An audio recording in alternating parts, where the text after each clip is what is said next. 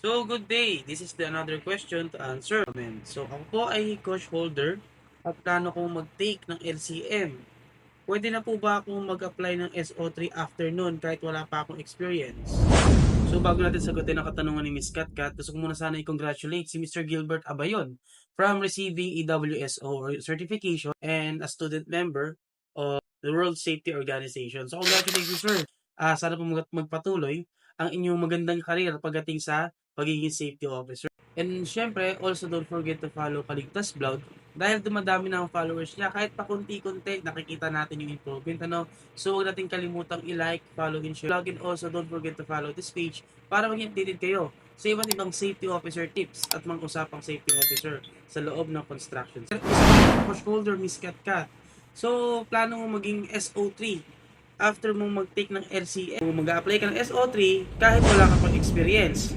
The answer to that question is you're already certified as SO3 dahil meron ka ng additional 48 hours training, which is yung LCM nga plus HIRAC, na isa sa mga requirements sa pagiging SO3. Pero hindi ka magiging qualified dahil bilang SO3, kinakailangan natin mag-take or mag-render ng at least 2 years experience from being SO2 para magkaroon ka ng adaptation at magkaroon ka ng on-hand sa pagiging safety officer.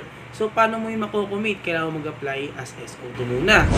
Then, upon rendering of 2 years being SO2, kailangan meron ka ng knowledge kung paano i-conduct or paano ipa-implement ang trabaho ng isang safety officer. So, once na napag-aralan mo na lahat, mula sa site, implementation, at sa documentation, possible maging qualified ka na at upon interview ng a-applyan mong company. So, yun na nga nabanggit ko interview.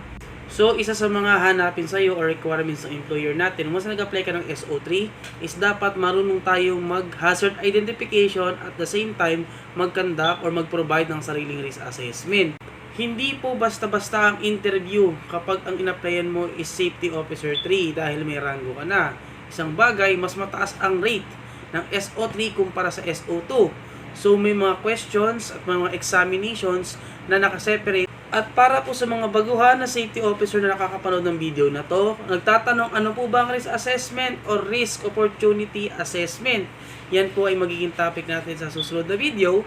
Kaya ini-encourage ko po kayo na mag-like, share, and subscribe sa page na to para po maging updated kayo sa mga susunod ko pang upload with regard sa safety. So hanggang dyan lang muna sa ngayon. Maraming salamat at magandang araw.